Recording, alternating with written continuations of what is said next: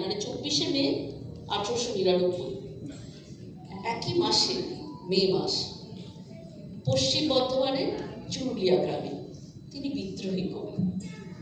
সেই কবিতা বিদ্রোহী ছোটবেলা যেটা আমাদের মননকে তৈরি করে দিয়েছে। বলবীর বল উন্নত মম শির, শির নেহারি আমারই নত শির ওই শিখর হিমাদ্রির বলবীর। আমরা শুধু বাঙালিরা নয়, সমগ্র ভারতবাসী এই দুই মনীষীর কাছে চিরকৃতজ্ঞ।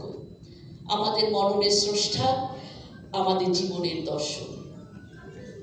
আসুন আজ সন্ধ্যায় আমরা শুরু করি সুর জংশন। সুর জংশন তো সেটা কি?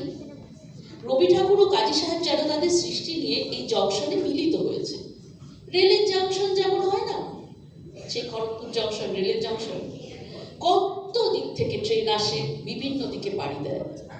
মোটের ওপর an analogy or a metaphorical expression of convergence of two brilliant minds on the Grand Central Station of Avenida Bangalore.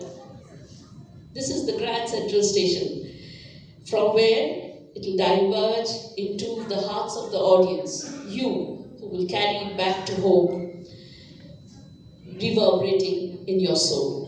So presenting Shur Junction. Namaskar.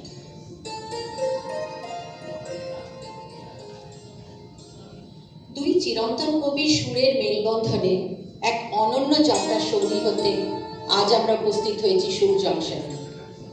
আর কিছুক্ষণের মধ্যেই এই সুর জংশনের প্ল্যাটফর্মে এসে পৌঁছবে দুটি রাজকীয় রেলগাড়ি।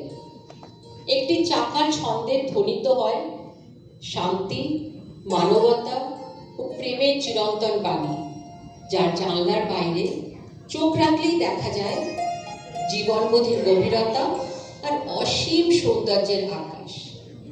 অন্যটির ইঞ্জিন থেকে ছুটে বেরোয় বিদ্রোহের অগ্নিশিখা, তার প্রতিটি কামরা মুখর হয়ে ওঠে তারুণ্যের জয়ধ্বনি, সাম্যের আহ্বান এবং শৃঙ্খল ভাঙার গানে।